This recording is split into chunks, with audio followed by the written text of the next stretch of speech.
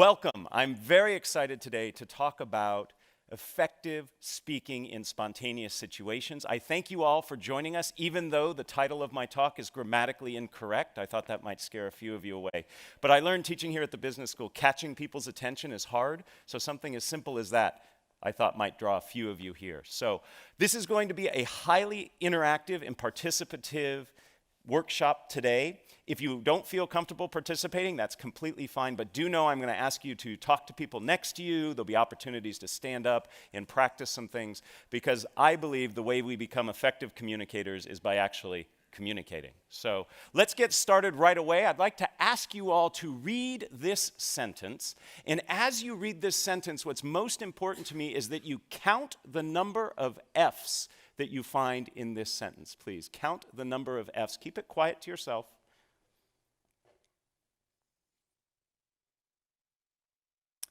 Give you just another couple seconds here. 3, 2, 1. Raise your hand, please, if you found 3 and only 3 F's. Excellent, great. Did anybody find 4? Okay. Anybody find only 5 F's? And anybody find 6? There's 6 F's. What 2-letter word ending in F did many of us miss? Of.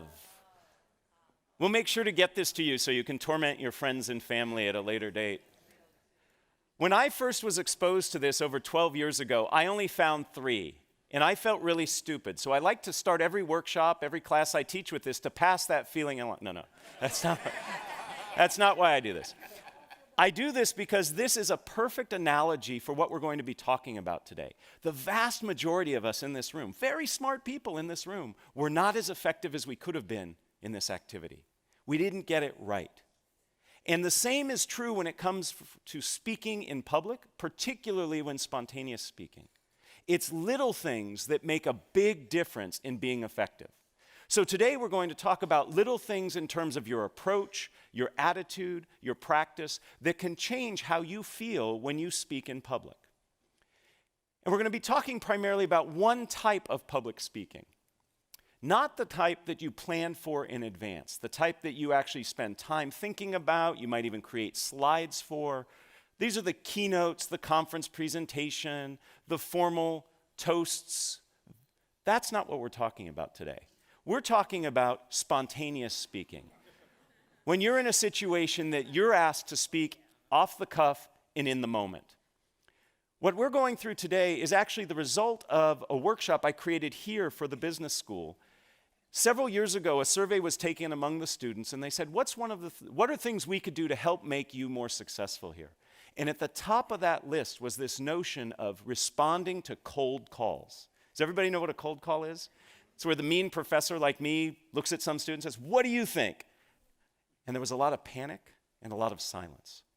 So as a result of that, this workshop was created, and a vast majority of first-year students here at the GSB go through this workshop. So I'm going to walk you through sort of a hybrid version of what they do. The reality is that spontaneous speaking is actually more prevalent than planned speaking. Perhaps it's giving introductions. You're at a dinner and somebody says, "You know so-and-so, would you mind introducing them?" Maybe it's giving feedback in the moment. Your boss turns to you and says, "Would you tell me what you think?" It could be a surprise toast. Or finally, it could be during the Q&A session. And by the way, we will leave plenty of time at the end of our day today for Q&A. I'd love to hear the questions you have about this topic or other topics related to communicating. So our agenda is simple. In order to be an effective communicator, regardless of if it's planned or spontaneous, you need to have your anxiety under control. So we'll start there. Second, what we're going to talk about is some ground rules for the interactivity we'll have today, and then finally we're going to get into the heart of what we will be covering. And again, as I said, lots of activity, and I invite you to participate. So let's get started with anxiety management. 85% of people tell us that they're nervous when speaking in public. And I think the other 15% are lying. Okay? We could create a situation where we could make them nervous too. In fact, just this past week, a study from Chapman University asked Americans, what are the things you fear most? And among being caught in a surprise terrorist attack, having your identity stolen, was public speaking. Among the top 5 was speaking in front of others. This is a ubiquitous fear and one that I believe we can learn to manage. And I use that word manage very carefully because I don't think we ever want to overcome it. Anxiety actually helps us. It gives us energy, helps us focus, tells us what we're doing is important, but we want to learn to manage it. So I'd like to introduce you to a few techniques that can work, and all of these techniques are based on academic research. But before we get there, I'd love to ask you, what does it feel like when you're sitting in the audience watching a nervous speaker present? How do you feel? Just shout out a few things. How do you feel? Uncomfortable. I heard many of you going, yes, uncomfortable. It feels very awkward, doesn't it? So what do we do? Now, a couple of you probably like watching somebody suffer, okay? But most of us don't. So what do? We sit there and we nod and we smile, or we disengage. And to the nervous speaker looking out at his or her audience, seeing a bunch of people nodding or disengaged, that does not help, okay? So we need to learn to manage our anxiety, because fundamentally, your job as a communicator, rather, regardless of if it's planned or spontaneous, is to make your audience comfortable. Because if they're comfortable, they can receive your message.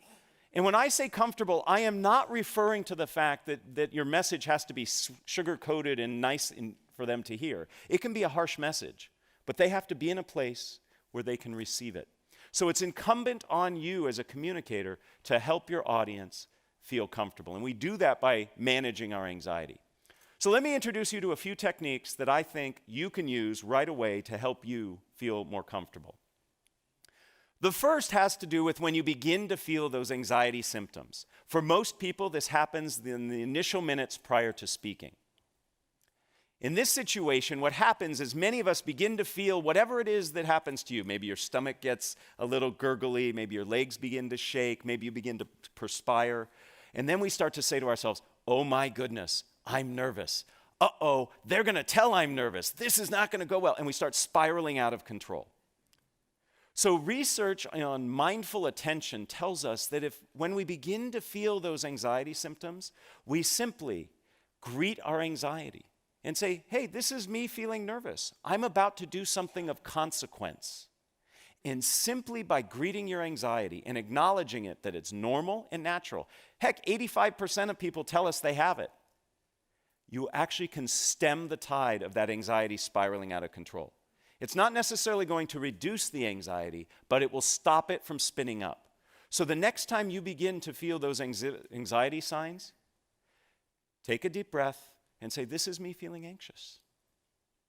I notice a few of you taking some notes. There's a handout that will come at the end that has everything that I'm supposed to say, okay? Can't guarantee I'm going to say it, but you'll have it there.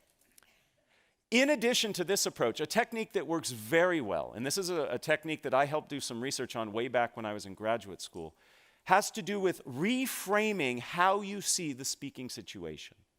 Most of us, when we are up presenting, planned or spontaneous, we feel that we have to do it right. And we feel like we are performing. How many of you have ever acted, done singing or dancing? I'm not going to ask for performances now. Okay. Many of you have. We should note that we could do next year maybe a talent show of alums. It looks like we got the talent there. That's great. So when you perform, you know that there's a right way and a wrong way to do it. If you don't hit the right note or your right line at the right time, at the right place, you've made a mistake. It messes up the audience. It messes up the people on stage. But when you present, there is no right way. There's certainly better and worse ways, but there is no one right way. So we need to look at presenting as something other than performance. And what I'd like to suggest is what we need to see this as is a conversation. Right now, I'm having a conversation with 100+ people rather than saying I'm performing for you. But it's not enough just to say this is a conversation. I want to give you some concrete things you can do. First, start with questions. Questions by their very nature are dialogic. They're two-way. What was one of the very first things I did here for you? I had you count the number of F's and raise your hands. I asked you a question. That gets your audience involved. It makes it feel to me as the presenter as if we are in conversation. So use questions. They can be rhetorical. They can be polling. Perhaps I actually want to hear information from you. In fact, I use questions when I create an outline for my presentations. Rather than writing bullet points, I list questions that I'm going to answer. And that puts me in that conversational mode. If you were to look at my notes for today's talk, you'll see it's just a series of questions. Right now I'm answering the question, how do we manage our anxiety? Beyond questions, another very useful technique for making us conversational is to use conversational language. Many nervous speakers distance themselves physically. If you've ever seen a nervous speaker present, he or she will say something like this: "Welcome, I am really excited to be here with you." They pull as far away from you as possible because you threaten us, speakers. You make us nervous, so we want to get away from you. We do the same thing linguistically. We use language that distances ourselves. It's not unusual to hear a nervous speaker say something like, "One must consider the ramifications," or "Today we're going to cover step 1, step 2, step 3. That's very distancing language. To be more conversational, use conversational language. Instead of "one must consider," say, "This is important to you. We all need to be concerned with." Do you hear that inclusive conversational language? Has to do with the pronouns. Instead of step 1, step 2, step 3. First, what we need to do is this. The second thing you should consider is here. Use conversational language. So being conversational can also help you manage your anxiety. The third technique I'd like to share is research that I actually started when I was an undergraduate here. I was very fortunate to study with Phil Zimbardo of the Stanford Prison Experiment fame. Many people don't know that Zim actually was instrumental in starting one of the very first shyness institutes in the world, and especially in the country. And I did some research with him that looked at how your orientation to time influences how you react.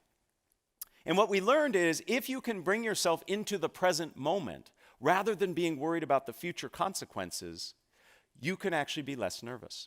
Most of us, when we present, are worried about the future consequences. My students are worried they're not going to get the right grade. Some of you are worried you might not get the funding, you might not get the support, you might not get the laughs that you want. All of those are future states. So if we can bring ourselves into the present moment, we're not going to be as concerned about those future states, and therefore we'll be less nervous. There are lots of ways to become present-oriented. I know a professional speaker. He's paid $10,000 an hour to speak. It's a good gig. He gets very nervous. He's up in front of crowds of thousands. Behind the stage, what he does is 100 push-ups right before he comes out. You can't be that physically active and not be in the present moment. Now, I'm not recommending all of us go to that level of exertion because he starts out of breath and sweaty, right? But a walk around the building before you speak, that can do it. There are other ways. If you've ever watched athletes perform and get ready to do their event, they listen to music. They focus on a song or a playlist that helps get them in the moment. You can do things as simple as counting backwards from 100 by tough numbers like 17. I'm going to pause because I know people in the room are trying. Yeah. Gets hard after that third or fourth one, I know. My favorite way to get present-oriented is to say tongue twisters. Saying a tongue twister forces you to be in the moment, otherwise you'll say it wrong. And it has the added benefit of warming up your voice. Most nervous speakers don't warm up their voice. They retreat inside themselves and start saying all these bad things to themselves. So saying a tongue twister can help you be both present-oriented and warm up your voice. Remember I said today we're going to have a lot of participation? I'm going to ask you to repeat after me my favorite tongue twister. And I like this tongue twister because if you say it wrong, you say a naughty word. And I'm going to be listening to see if I hear any naughty words this morning. Okay? Repeat after me. It's only 3 phrases. I slit a sheet. A sheet I slit.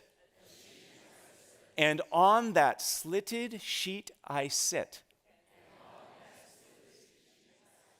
Oh, very good. No shits. Excellent. Very good. Now, in that moment,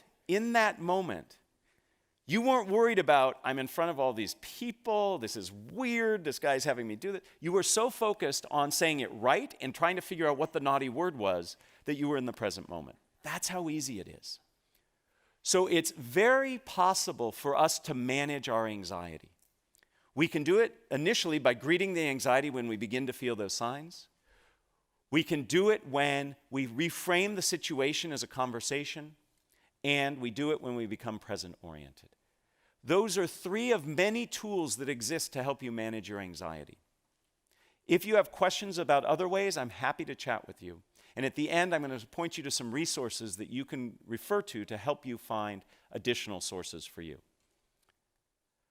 So let's get started on the core part of what we're doing today, which is how to feel more comfortable speaking in spontaneous situations. Some very simple ground rules for you. First, I'm going to identify 4 steps that I believe are critical to becoming effective at speaking in a spontaneous situation. With each of those steps, I'm going to ask you to participate in an activity. None of them are more painful than saying the tongue twister out loud. They may require you to stand up, they might require you to talk to the person next to you, but none of them are painful. And then finally, I'm going to conclude with a phrase or saying that comes from the wonderful world of improvisation.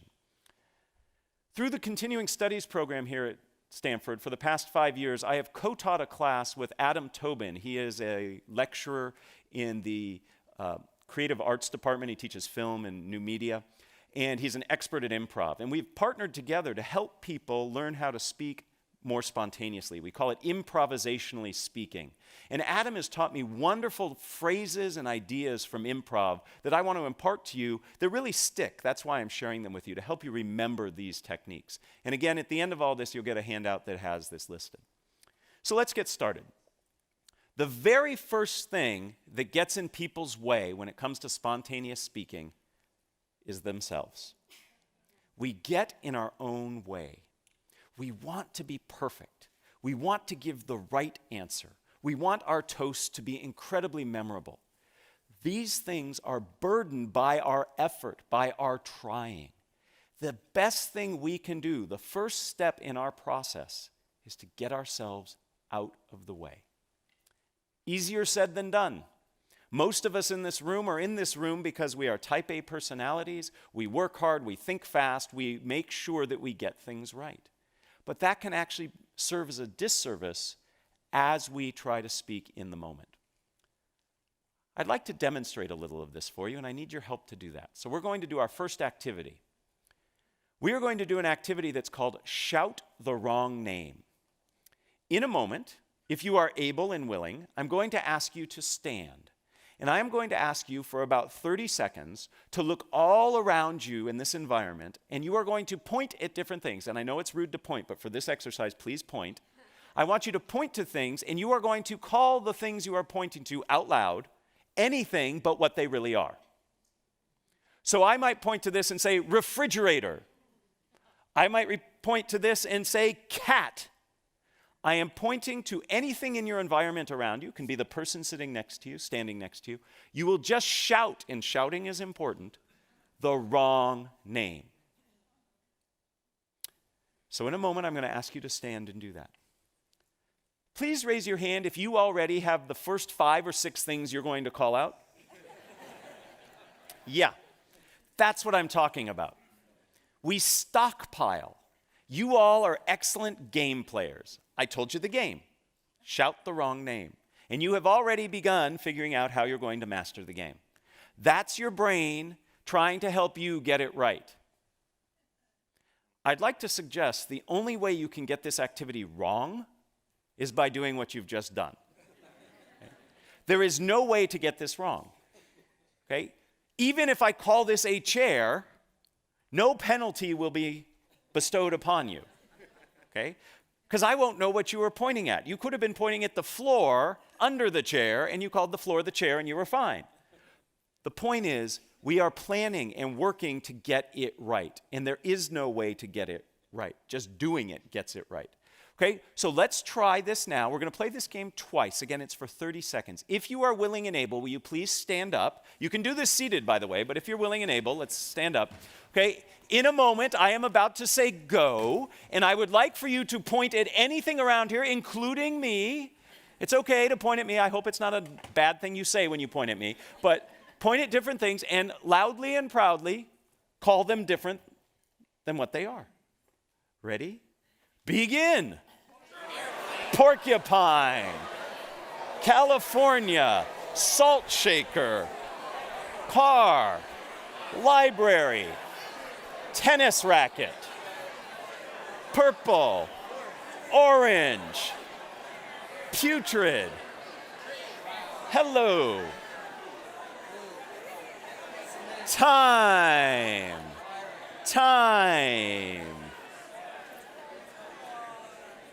You can stay standing because in a mere moments we're going to do it again. So if you're comfortable standing, we're about to do it again. First, thank you. That was wonderful. I heard great words being called out. It was fun. And some of you in the back were doing it in sync, so it looked like you were doing some 70s disco dance. It was awesome. Okay? This was great. Now, let me ask you just a few questions. Did you notice anything about the words that you were saying? Did we find patterns, perhaps? Maybe some of you were going through fruits and vegetables. A few of you were going through things that started with the letter A, right? That's your brain saying, okay, you told me not to stockpile, so I'm going to try to be a little more devious, and I'm going to give you patterns, okay? Same problem. When we teach that class I told you about, that improvisationally speaking class, we like to say, your brain is there to help you. These things it's doing have helped you be successful, but like a windshield wiper, we just want to wipe those suggestions away and see what happens, okay? So we're going to do this activity again. This time, try the best you can to thank your brain if it provides you with patterns or stockpiles, and just say, thank you, brain, and disregard them, okay? So let's see what happens when we're not stockpiling and we're not playing off patterns. We'll do this for only 15 seconds. See how this feels. Baby steps. Ready? Begin. Kodak. Bicycle chain. Skateboard. Bananas. Purple. Putrid.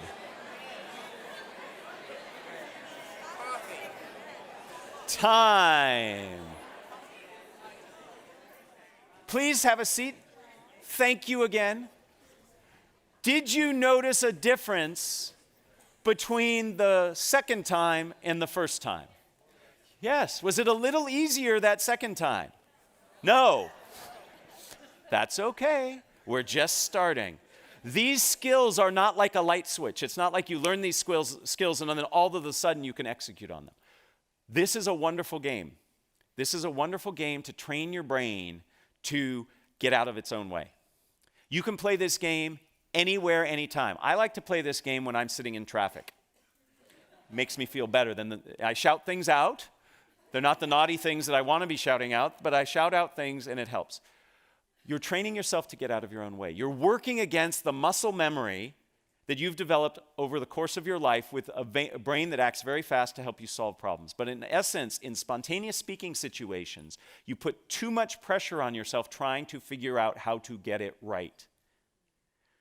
So a game like this teaches us to get out of our own way. It teaches us to see the things that we do that prevent us from acting spontaneously. In essence, we are reacting rather than responding. To react means to act again. You've thought it and now you're acting on it. That takes too long and it's too thoughtful. We want to respond in a way that's genuine and authentic. So the maxim I would like for you to take from this, and again, these maxims come from improvisation, is one of my favorite: dare to be dull. And in a room like this, telling you dare to be dull is offensive, and I apologize. But this will help. Rather than striving for greatness, dare to be dull. And if you dare to be dull and allow yourself that, you will reach that greatness. It's when you set greatness as your target that it gets in the way of you ever getting there. Because you over-evaluate, you overanalyze, you freeze up. So the first step in our process today is to get out of our own way. Dare to be dull. Easier said than done, but once you practice, and a game just as simple as the one we practiced is a great way to do it. But that's not enough. Getting out of our own way is important, but the second step of our process has us change how we see the situation we find ourselves in. We need to see the speaking opportunity that we are a part of as an opportunity rather than a challenge and a threat. When I coach executives on Q&A skills, when they go in front of the media or whatever, investors, they see it as an adversarial experience. Me versus them.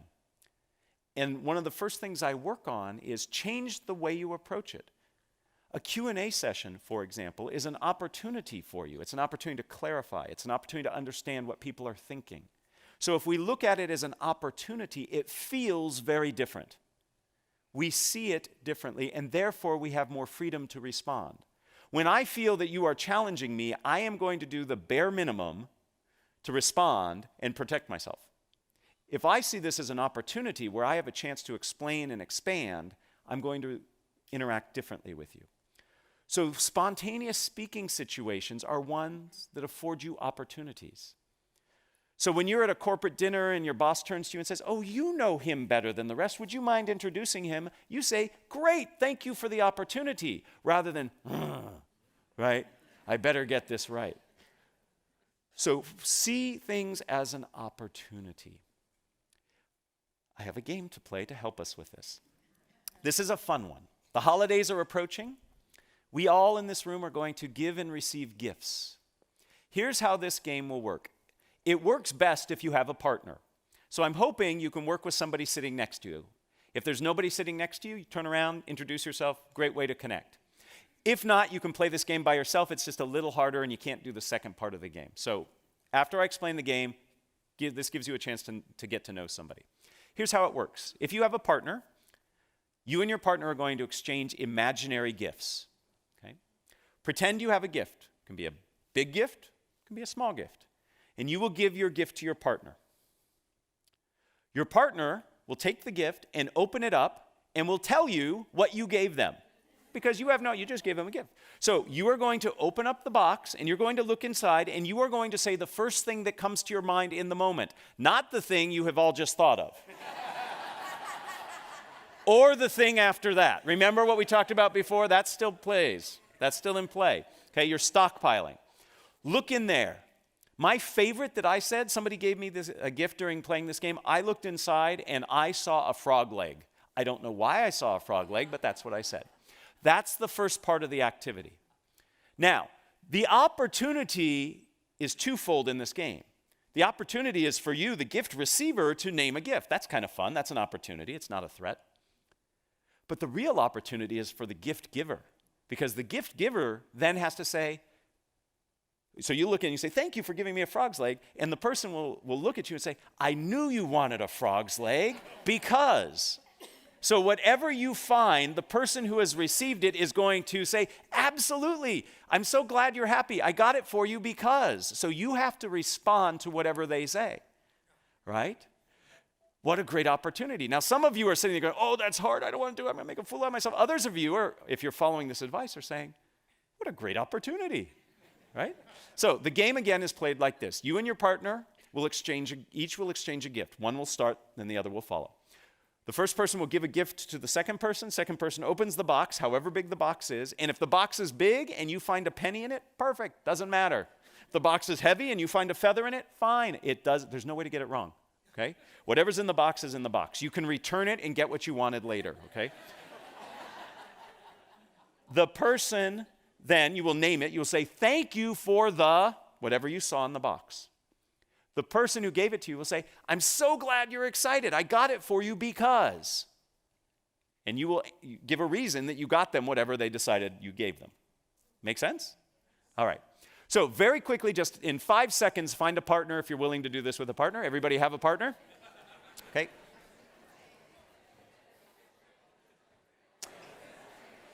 All right. In your partnerships, pick an A person and a B person. You may stand or sit. It's totally up to you. Pick an A and pick a B. Okay? B goes first. Ha, ha, ha. All right. B, give A a gift. B, give A a gift. A, thank them. And then B will name and give the reason they gave it to him.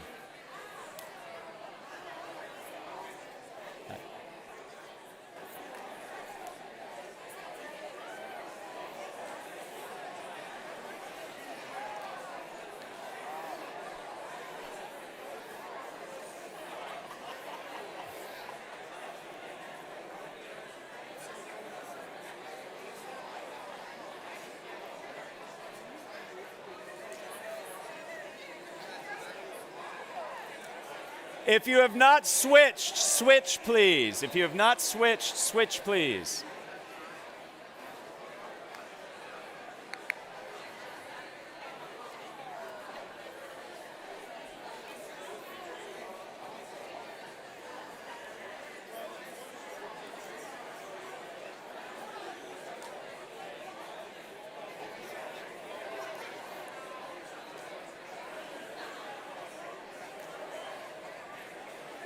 Let's wrap it up in 30 seconds, please. Let's wrap it up.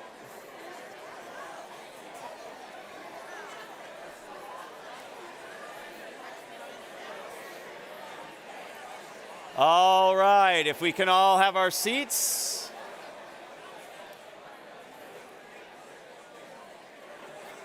If we can all take our seats, please.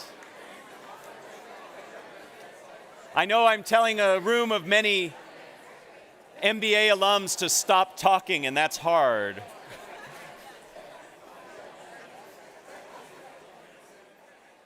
All right, ladies and gentlemen, did you get what you wanted? Pretty neat, huh? You always get what you want. Now, for some of you, this was really hard because you were really taking the challenge and not seeing what was in the box until you looked in there. Okay? Was anybody surprised by what you found in the box? What did you find, sir? What was in the box? What? Wow. Nice. Nice. If you've got a Ferrari, you need a transmission. I like it. Who else found something that was surprising? What did you find?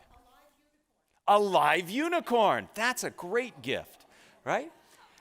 How was it as the gift giver? Were you surprised at what your partner found in the box? Isn't it interesting that when we give an imaginary gift, knowing that the person's going to name it, we already have in mind what they're going to find? And when they say live unicorn, we go, well, that's interesting, right? So the point of this game is to, one, remind ourselves we have to get out of our own way, like we talked about before, but to see this as an opportunity and to have fun. I love watching people play this game. The number of smiles that I saw amongst you, and I have to admit, when I first started, some of you looked a little dour, a little doubting, okay? But in that last game, you were all smiling and looked like you were having fun. So when you reframe the spontaneous speaking opportunity as an opportunity, as something that you can co-create and share, all of a sudden, you are less nervous, less defensive, and you can accomplish something pretty darn good. In this case, a fun outcome. This reminds us of perhaps the most famous of all improvisation sayings, yes and. A lot of us live our communication lives saying no but. Yes and opens up a tremendous amount of opportunities. And this doesn't mean you have to say yes and to a question somebody asks. This just means the approach you take to the situation.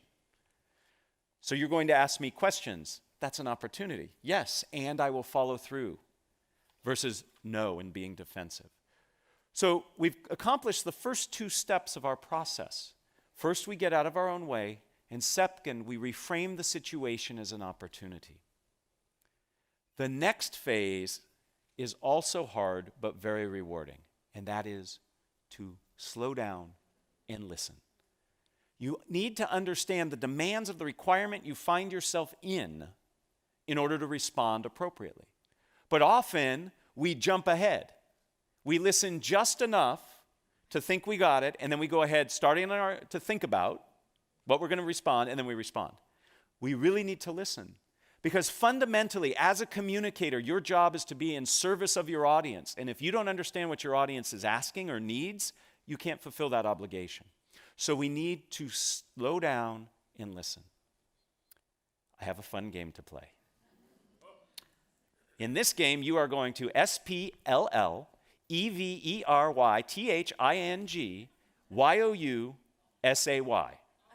TOYOURPARTNER. I will translate. You are going to get with the same partner you just worked with, and you are going to have a very brief conversation about something fun that you plan to do today, I know this is the most fun you're going to have all day, but the next fun thing you're going to do today, you are going to tell your partner what you are going to do that will be fun today, but you are going to do so by spellingit. Okay? So you're going to spell it. It's okay if you are not a good speller. Okay? You'll see the benefit of doing this. So, with the partner you just worked with, person A is going to go first this time. You are simply going to tell your partner, actually you're going to spell to your partner what it is of fun, something of fun, that you're going to do today. Okay? Do what you were really going to do for fun and not do things like FEEDTHECAT, right? Just because you don't want to spell, right? So, you can use big words. All right, 30 seconds each. Spell to your partner something fun that you're going to do today.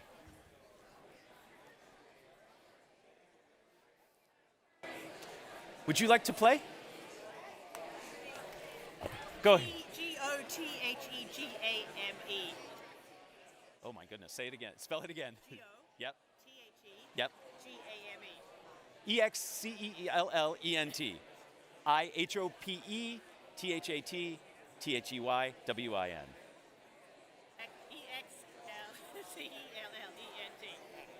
Thank you. That was very good. Thank you.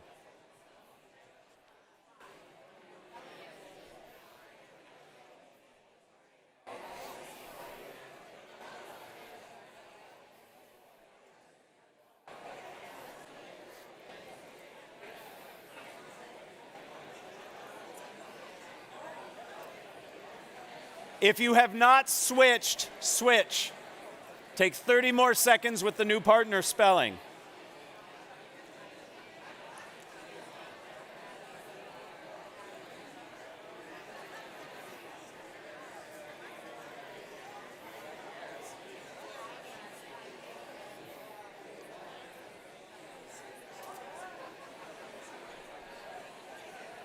GREAT exclamation point. THANKYOU PLEASE TAKEYOURSEAT.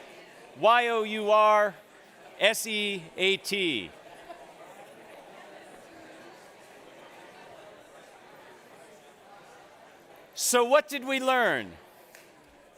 What did we learn? Besides that we're not so good at spelling. You have to pause between the words. How did this change your interaction with the person you were interacting with? What did you have to do? Focus and listen.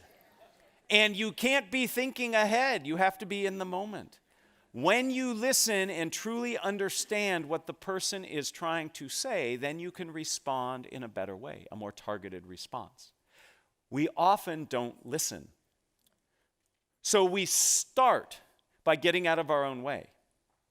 We then reframe the situation as an opportunity. Those are things we do inside our head. But in the moment of interacting, we have to listen first before we can respond to the spontaneous request. Perhaps my most favorite maxim comes from this activity. Don't just do something, stand there. Listen, and then respond. Now, how do we respond? That brings us to the fourth part of our process. And that is, we have to tell a story. We respond in a way that has a structure. All stories have structure. We have to respond in a structured way. The key to successful spontaneous speaking, and by the way, planned speaking, is having a structure. I would like to introduce you to two of the most prevalent and popular and useful structures you can use to communicate a message in a spontaneous situation. But before we get there, we have to talk about the value of structure. It increases what is called processing fluency, the effectiveness of which or through which we process information. We actually process structured information roughly 40% more effectively and efficiently than information that's not structured. I love looking out in this audience because you will remember, as I remember, phone numbers. When you had to remember them if you wanted to call somebody. Okay, young folks today don't need to remember phone numbers. They just need to look at a picture, push a button, and then the voice starts talking on the other end. 10-digit phone numbers, it's actually hard to remember 10-digit phone numbers. How did you do it? You chunked it into a structure, 3, 3, and 4. Structure helps us remember. The same is true when speaking spontaneously or in a planned situation. So let me introduce you to 2 useful structures. The first useful structure you have probably heard or used in some incarnation. It is the problem, solution, benefit structure. You start by talking about what the issue is, the problem. You then talk about a way of solving it, and then you talk about the benefits of following through on it. Very persuasive, very effective. Helps you as the speaker remember it, helps your audience know where you're going with it. When I was a tour guide on this campus many, many, many years ago, what do you think the single most important thing they drilled into our head? It took a full quarter, by the way, to train to be a tour guide here. They used to line us up at one end of the quad and have us walk backwards straight, and if you failed, you had to start over. To this day, I can walk backwards in a straight line because of that. As part of that training, what do you think the most important thing they taught us was? Never lose your tour group. I'm not joking. Never lose your tour group. The same is true as a presenter. Never lose your audience. The way you keep your audience on track is by providing structure. None of you would go on a tour with me if I said, "Hi, my name's Matt, let's go." You want to know where you're going, why you're going there, how long it's going to take. You need to set expectations, and structure does that. Problem, solution, benefit is a wonderful structure to have in your back pocket. It's something that you can use quickly when you're in the moment. It can be reframed so it's not always a problem you're talking about. Maybe it's an opportunity. Maybe there's a market opportunity you want to go out and capture. It's not a problem that we're not doing it, but maybe we'd be better off if we did. So it becomes opportunity, solution, which are the steps to achieve it, and then the benefit. Another structure, which works equally well, is the what, so what, now what structure. You start by talking about what it is. Then you talk about why it's important, and then what the next steps are. This is a wonderful formula for answering questions, for introducing people. So if I'm in the moment somebody asks me to introduce somebody, I change the what to who. I say who they are, why they're important, and what we're going to do next. Maybe listen to them, maybe drink our wine, whatever, right? What, so what, now what? The reality is this: when you are in a spontaneous speaking situation, you have to do 2 things simultaneously. You have to figure out what to say and how to say it. These structures help you by telling you how to say it. If you can become comfortable with these structures, you can be in a situation where you can respond very ably to spontaneous speaking situations. We're going to practice, because that's what we do. Here's the situation. Is everybody familiar with this child's toy? It's a Slinky. Okay? You are going to sell this Slinky to your partner using either problem, solution, benefit, or opportunity, solution, benefit. What does the Slinky provide you? Or you could use what, so what, now what? What is it? Why is it important? And the next steps might be to buy it. Okay? So by using that structure, see how already it helps you? It helps you focus. Get with your partner. And we're only going to have one partner sell to the other partner. Okay? So get with your partner. One of you will volunteer to sell to the other. Okay? Sell a Slinky using problem, solution, benefit, or what, so what, now what. Please begin.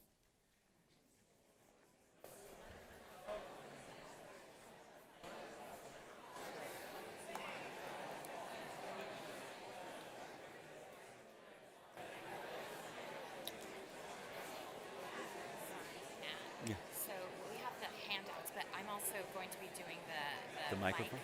So when I debrief this, you can go ahead and pass them out. Okay, Does so that make sense? After Q&A? No, after this activity. Okay, and then after that we'll do Q&A. Correct.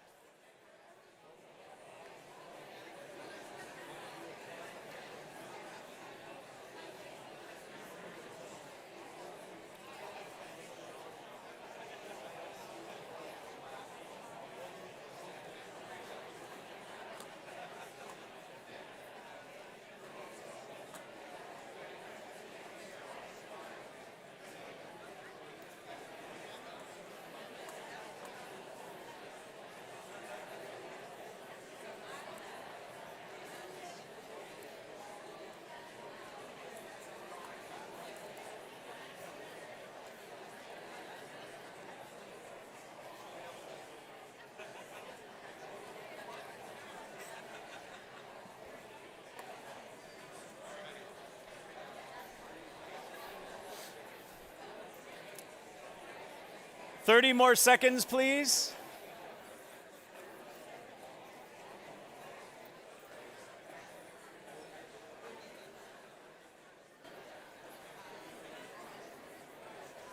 Excellent. Let's all close the deal, seal the deal. I have never seen more people in one place doing this at the same time. I love it. I teach people to gesture and gesture big. It's great. I love it. So if you were the recipient of the sales pitch, thumbs up. Did they do a good job? Did they use the structure? Awesome. I'm recruiting you all for my next business as my salespeople. Please try to ignore this, but as we're speaking, the handout I told you about is coming around. On the back of that handout, you are going to see a list of structures, the two we talked about and several others, that can help you in spontaneous speaking situations. These structures help because they help you understand how you're going to say what you say. Structure sets you free, and I know that's kind of ironic, but it's true. If you have that structure, then you're free to think about what it is you're going to say.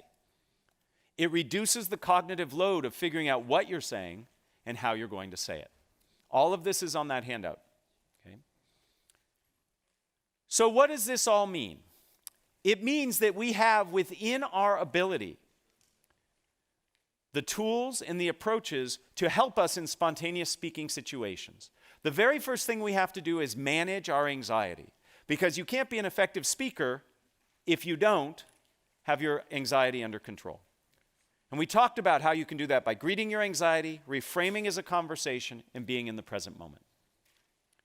Once you do that, you need to practice a series of 4 steps that will help you speak spontaneously. First, you get out of your own way. I would love it if all of you, on your way from here to the football game, point at things and call them the wrong name. It'll be fun. If most of us do it, then it won't be weird. If only 1 and 2 of us do it, it'll be weird. Right? Second, give gifts. By that I mean see your interactions as ones of opportunity, not challenges.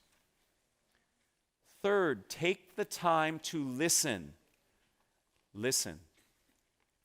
And then finally, use structures. And you have to practice these structures. I practice these structures on my kids. I have 2 kids. When they ask me questions, I usually answer them in what, so what, now what. They don't know it. But when they go over to their friends' houses and they see their friends ask their dads questions, they don't get what, so what, now what. So, you have to practice. The more you practice, the more comfortable you will become. Ultimately, you have the opportunity before you to become more compelling, more confident, more connected as a speaker if you leverage these techniques. If you're interested in learning more, this is where I do a little plug. Okay, I've written a book. Many of the MBA students who take the strategic communication classes here that I and others teach read it. It's called Speaking Up Without Freaking Out. More importantly, there's a website here that I curate called No Freaking Speaking. And it has lots of information that I've written and others have written about how to become more effective at speaking. So that's the end of my plug. What I'd really like to do is enter into a spontaneous speaking situation with you. And I would love to entertain any questions that you have. There are 2 people who are running around with microphones. So some of us who remember the Phil Donahue show, we're going to do a little bit of that. If you have a question, the microphone will come, and I'm happy to answer it. There you go. I think if you... Is it on? Yeah. Okay. We can hear you. Great. Can you talk about hostile situations? Hostile situations, yes. So when you find yourself in a challenging situation, first, it should not become a surprise to you. It should not be a surprise. Before you ever speak, you should think about what is the environment going to be like. So it shouldn't surprise you that there might be some challenges in the room. When there are hostile situations that arise, you have to acknowledge it. So if somebody says, "That's a ridiculous idea, why did you come up with that?" To simply say, "So the idea I came up with was," right? Acknowledge the emotion. I recommend not naming the emotion. Okay? So you sound really angry. The person says, "I'm not angry, I'm frustrated." Now we're arguing over their mental state, right? Emotional state. So I say something like, "I hear you have a lot of passion on this issue," or "I hear there's great concern from you." So you acknowledge the emotion, because otherwise it sits in the room. And then reframe or respond the way that makes sense. So if somebody raises their hand and says, "Your product is ridiculously priced. Why do you charge so much?" I might say, "I hear great concern. And what you're really asking about is the value of our product. And I would give my value proposition, and then I would come back and say, and because of the value we provide, we believe it's priced fairly. So you answer the question about price, but you reframe it in a way that you feel more comfortable answering it. So the way to do this is to practice all the skills we just talked about. The only skill that I'm adding to this is the awareness in advance that you might be in that situation. First, I have to truly listen to what I'm hearing, right? It's very easy for me when I hear a challenging question to get all defensive and not hear what the person's asking. I see it as an opportunity to reframe and explain. Okay, so again, you have to practice, but that's how I think you address it. Are there other questions? I see a question back here. Yes, please. Yes, first of all, thank you very much. Great presentation. Thank you. For a lot of the speaking I do, I have remote audiences, so audiences distributed all over the country with telecom. Any tips for those kinds of audiences? So when you are speaking in a situation where not everybody is co-located, okay? In fact, right at this very moment, there are people watching this presentation remotely. What you need to do is be mindful of it. Second, try to include engagement techniques where the audience actually has to do something. So physical participation is what we did here through the games. You can ask your audience to imagine something. Imagine what it would be like if, when we try to achieve a goal. Rather than saying, here's the goal we're trying to achieve, say, imagine what it would be like if. See what that does to you. It pulls you in.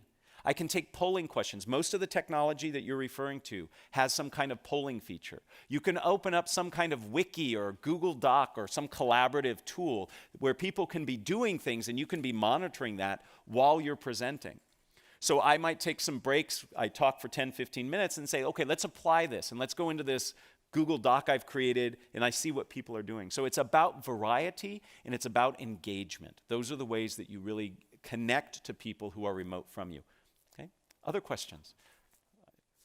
Who you're pointing? Oh, I've got to look for where the mic is. Yes, please. This may be similar to the first question, Sure. but I do a lot of expert witness testimony. What's your recommendation for handling cross-examination, specifically? I Specifically, feel like I'm hostile being cross-examined. Right. That's very hostile. So in any speaking situation that you go into that has some planned element to it, I recommend identifying certain themes that you think are important or believe need to come out. And then with each one of those themes, have some examples and concrete evidence that you can use to support it. You don't go in with memorized terms or ways of saying it. You just have ideas and themes, and then you put them together as necessary. So when I'm in a situation where people are interrogating me, I have certain themes that I want to get across and make sure that I can do that in a way that fits the needs in the moment. If it's hostile, again, the single best tool you have to buy yourself time and to help you answer a question efficiently is paraphrasing. The paraphrase is like the Swiss Army knife of communication. If you remember the show MacGyver, it's your MacGyver tool, right? So when a question comes in, the way you paraphrase it allows you the opportunity to reframe it, to think about your answer, and to pause and make sure you got it right. So when you're under those situations, if you have the opportunity to paraphrase, say, so what you're really asking about is X, Y, and Z, that gives you the opportunity to employ one of these techniques. Now, I've never been an expert witness because I'm not an expert on anything, but those tools, I believe, could be helpful. The microphone is back there. Thank you. Thank Yes. you so much. This has been so helpful and enjoyable this good. morning. Thank you. Would you please show the last screen so we can get down the name of the book that you've written and the information? Absolutely. Thank you. I think they actually, you might even have an opportunity to, and it's on the sheet too. Everything I said is on the back of that sheet, but I'm happy to have this behind me while I talk. Other questions? Yes, please. Yes, I work with groups that that represent many different cultural backgrounds. Yes. So are there any caveats, or is this a universal strategy? So in terms of, from your perspective as the speaker, I believe this applies. But whenever you communicate, part of the listening aspect is also thinking about is who is my audience and what are their expectations? So what are the cultural expectations of the audience that I'm presenting to? So there might be certain norms and rules that are expected. So when I travel and do talks, I have to take into account where I'm doing the presentation. So I help present in the Ignite program. And if you have not heard about the Ignite program here at the GSB, it's fantastic. And I just did a presentation standing in one of these awesome classrooms that have all these cameras, and I just taught 35 people in Santiago, Chile. Right? And I needed to understand the cultural expectations of that area and what they expect and what they're willing to do when I ask them to participate. So it's a part of that listening step where you reflect on what are the expectations of the audience. I think we have time for 2 more questions, and then I'm going to hang around afterwards if anybody has individual questions, but some of these folks really want me to keep on schedule. Yes, please. I wanted to ask a question. One of the things that you've done effectively in your talking, and I've seen other effective speakers do, is interject humor in their talk. What are the risks and rewards of trying to do that? Well, first, thank you, and I appreciate all of you laughing. That's the sum total of all my jokes. You've heard them. I am not funny beyond those jokes. So humor is wonderfully connecting. It's wonderfully connecting. It's a great tool for connection. It is very, very risky. Cultural reasons get in the way. Sometimes what you think is funny isn't funny to other people. What research tells us is that if you're going to try to be funny, self-deprecating humor is your best bet, okay? Because it is the least risky. There is nothing worse than putting out a joke and having no response. It actually sets you back farther than if you would have gotten, where you would have gotten if the joke would have hit. So, basic fundamentals you need to think about with humor. 1, is it funny? How do I know? I ask other people first. 2nd, what happens if it doesn't work? Have a backup plan, right? And then 3rd, if you're worried about the answers to those first 2, don't do it, right? One last question, please. The microphone is right here. And then, like I said, I will hang around afterwards. Yes, please. I am sort of on the opposite side of this since I am a journalist and I frequently have to ask spontaneous questions of people who have been through media training. Yes. So any tips for chinks in the armor, way to ask a question without being antagonistic but get a facsimile of a straight answer? Well, so let me give you 2 answers. One is I have young boys, and the power of the why is great. Just ask why a couple times, and you can get through that first 2 layers of training. You know, why do you say that? How do you feel about that? The second bit is what I have found successful in getting people I do this to get people to answer in a more authentic way. What I'll do is I'll ask them to give advice. So what advice would you give somebody who's challenged with this? Or what advice would you give to somebody in this situation? And by asking for the advice, it changes the relationship they have to me as the question asker, and I often get much more rich, detailed information. So the power of the why, and then put them in a position of providing guidance, and that can really work. With that, I am going to thank you very much. I welcome you to ask questions later, and enjoy the rest of your reunion weekend. Thank you.